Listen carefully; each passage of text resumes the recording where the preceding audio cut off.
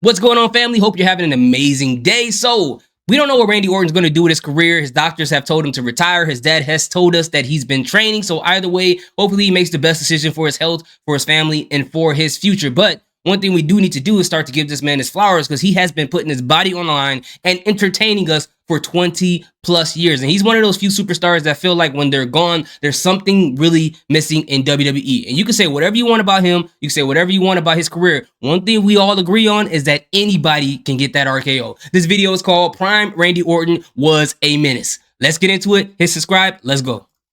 Have forgotten how much of a menace to society Randy Orton was in his prime. Randy Orton in his prime in the 2000s was more than a heel. He was more than bad. He was more than just a villain. He was straight up mental. He was a psychopath. He was a savage. Randy's character was straight up insane and it was legendary. Randy at first just started off as a regular blue chip prospect, and you would have never ever expected this kid right here. What?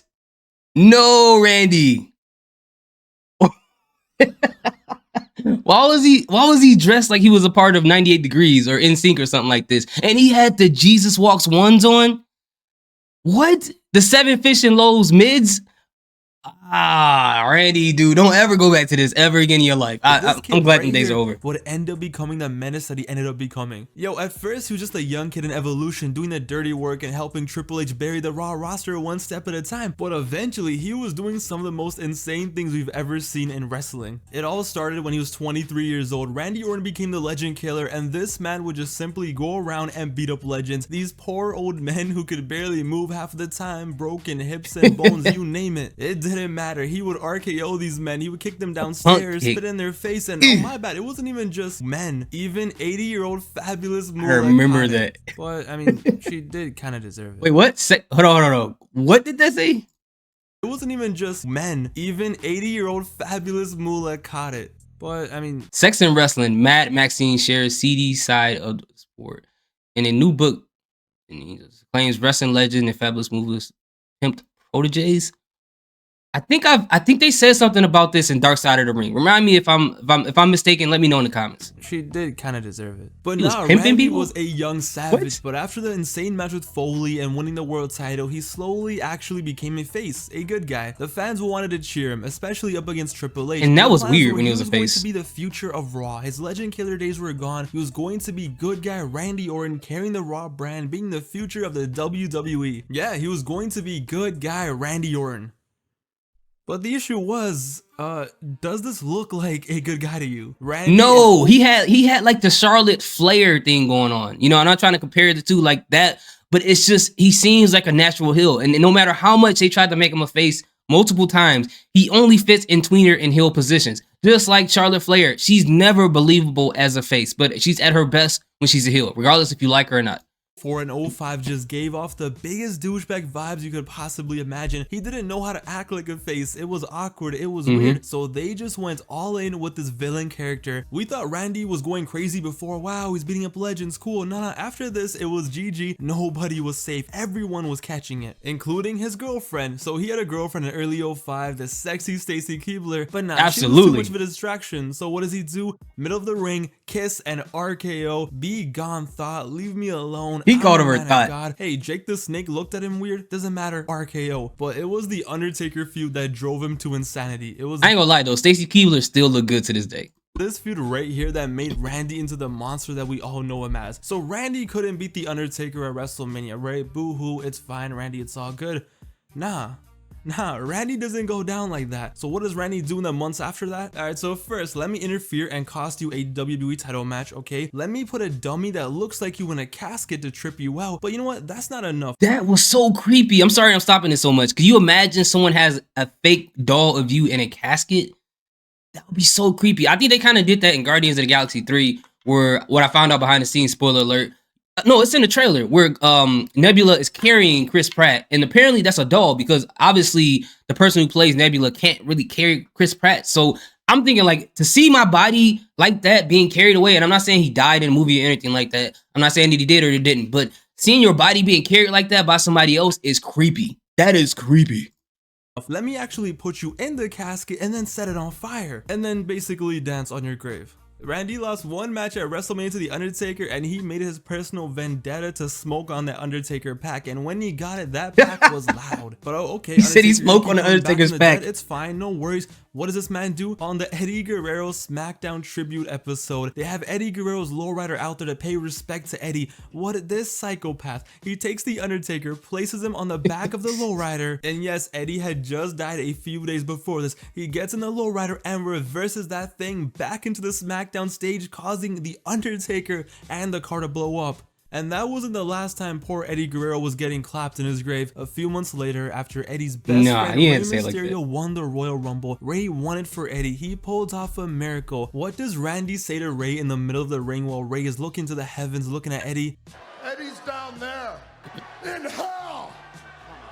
This man, dude, I promise, I swear to God, when Randy Orton did this with the Undertaker thing, and when he said that, I hated his guts, bro. I hated him. I never hated someone as much in my entire life, except for the Green Ranger when he jumped into the Megazord and started beating the brakes off the Power Rangers when I thought they all were going to die.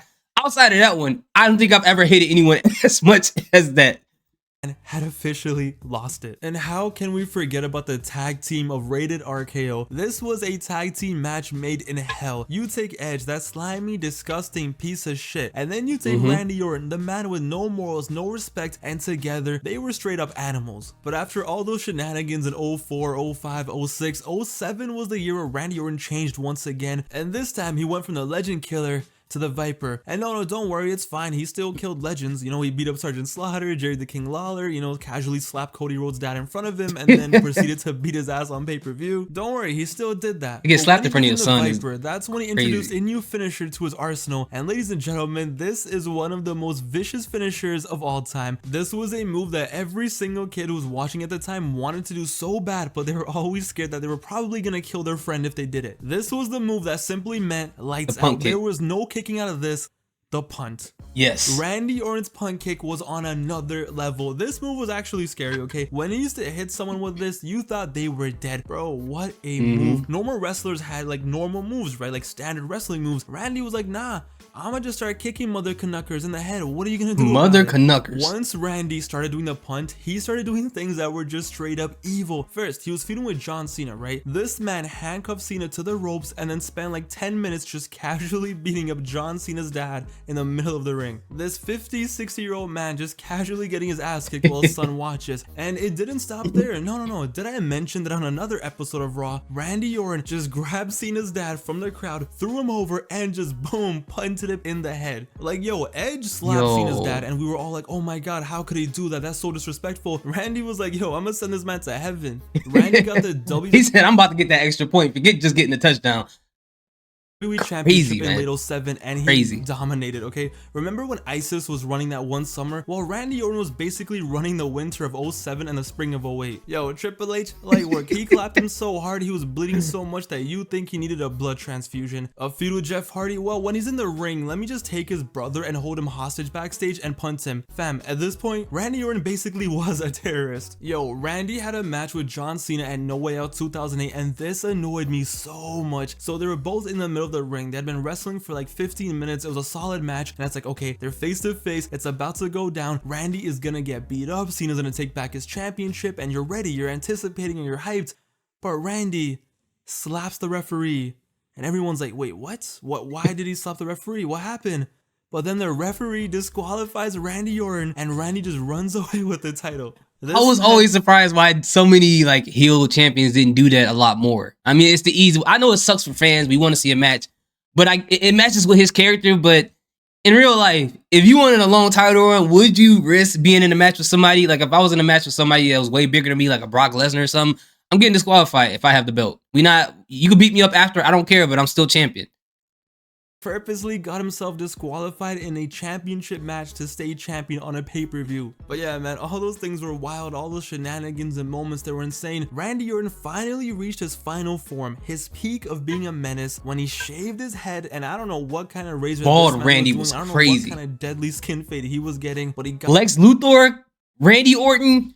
was a whole, when it was Hitman Randy Orton, it was a whole different level of savagery. This dude was at Ultra Instinct. His head shaved, he grabbed Cody Rhodes, he grabbed Ted DiBiase Jr., he created Legacy, and he went after the McMahons. I'm telling you, man, this was Super Saiyan Randy Orton right here. So his feud with the McMahon starts off pretty chill at first, okay? He's with Stephanie, he's insulting her, and every week he just goes above and beyond. But slowly it becomes him straight up tormenting Steph. He eventually is like, oh, you're useless, you're this, you're that. In one episode of Raw, it was Vince and Steph in the ring, and he just straight up says that, hey, now that you popped out some grandkids, you're essentially worthless. Yo, at that point already we're like, whoa, that's pretty wild, that's pretty wild. But nah, this was just the beginning. After that, he just goes off the rails. He goes off the rails in a level that we have never seen before. So he slaps Vince McMahon and then he punts him. He punts this 64-year-old man, the owner of the company, punts him in the middle of the ring. So then Steph, who's all like scared, like, oh my god, you beat up my dad, she brings back Shane McMahon, who hadn't wrestled in a few years. So she brings Shane and everyone's like, yay, Shane's gonna beat up Randy.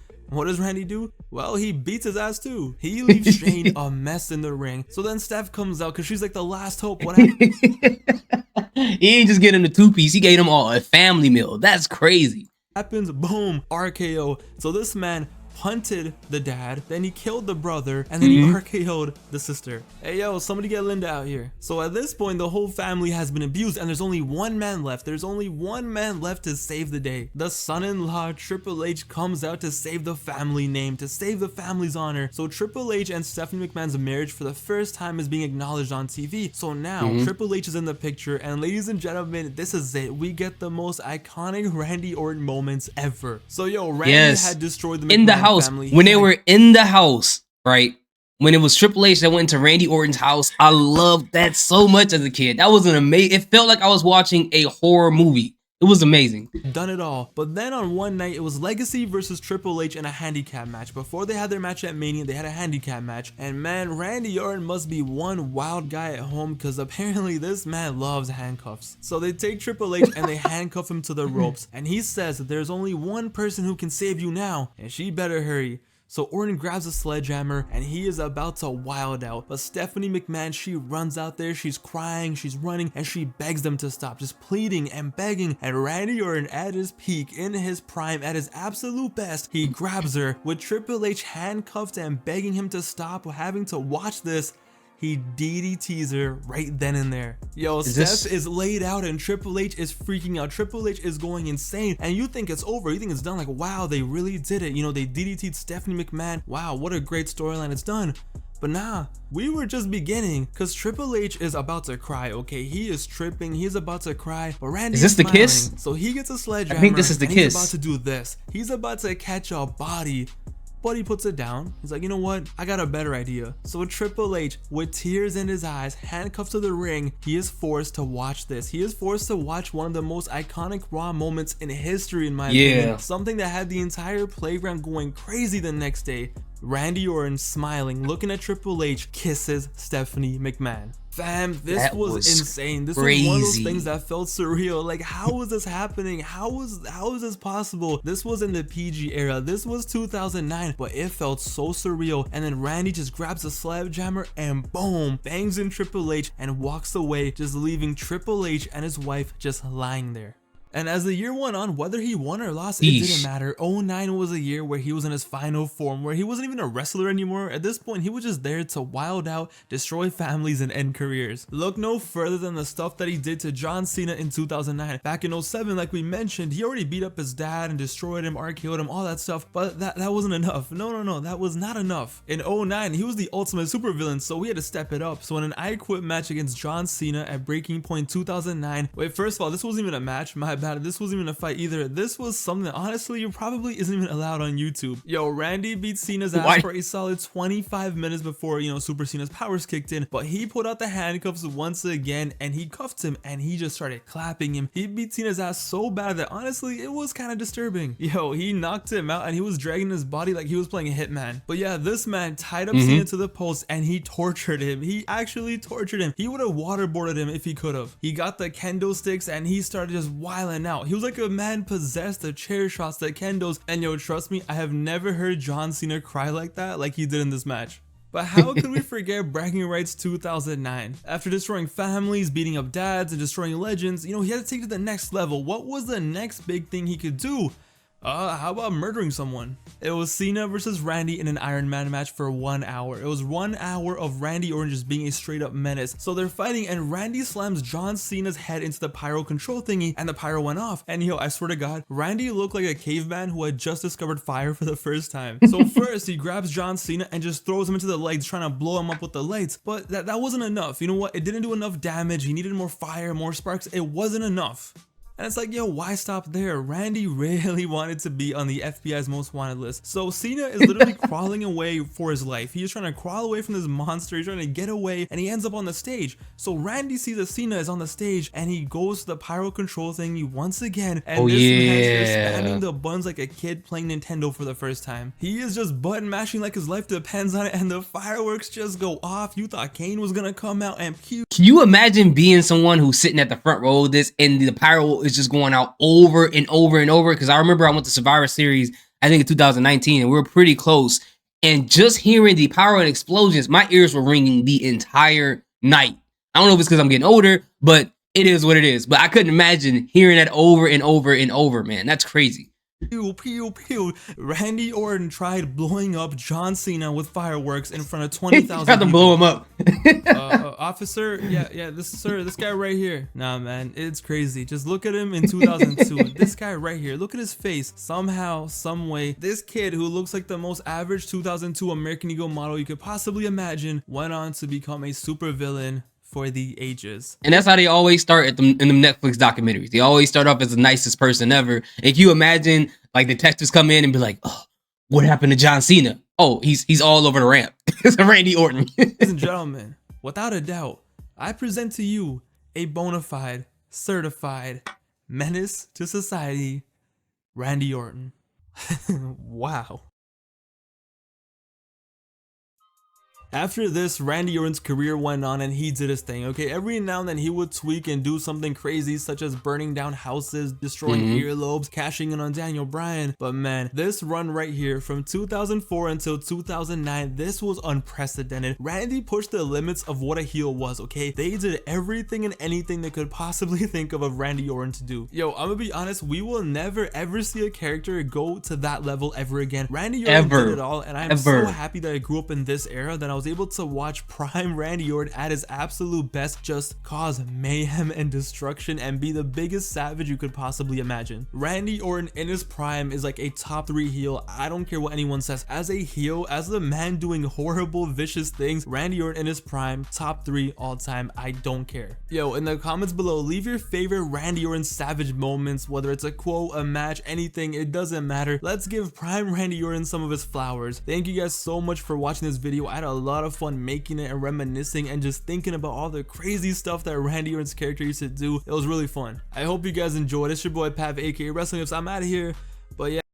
Wow, this video is pretty good. I like this guy's personality. Like, I like how much fun he has while making a video. And, you know, that's one of the things that I like try to aspire to do, or like, you know, when I make my videos, is try to have as much fun as possible. And this guy did a pretty good job at this, man. And at the end of the day, like I said, without Randy Orton, it feels like something's missing. We're not going to see a heel like this again. I'm sure they're going to try to replicate it in the future. That's all a part of wrestling. All things come full circle, but they will never have the same effect as the first person who took things to the next level. So again, thank you so much, Randy Orton, for what you contributed to the company. Regardless if you retired or you don't, I just want to give him his flowers while he's still wrestling and while he's still doing his thing, or possibly not wrestling. Obviously, he's not on TV right now, but while he's still active, I guess, so to speak, when it comes to WWE. But anyways, like he said, let me know, guys, what's your favorite feud with Randy Orton? What's your favorite Randy Orton moments? This one right here, this is my favorite version of Randy Orton. This is my favorite version. What's your favorite version? Let me know. Thank you guys so much for watching this with me. I appreciate you guys. Salute, peace, have a good day.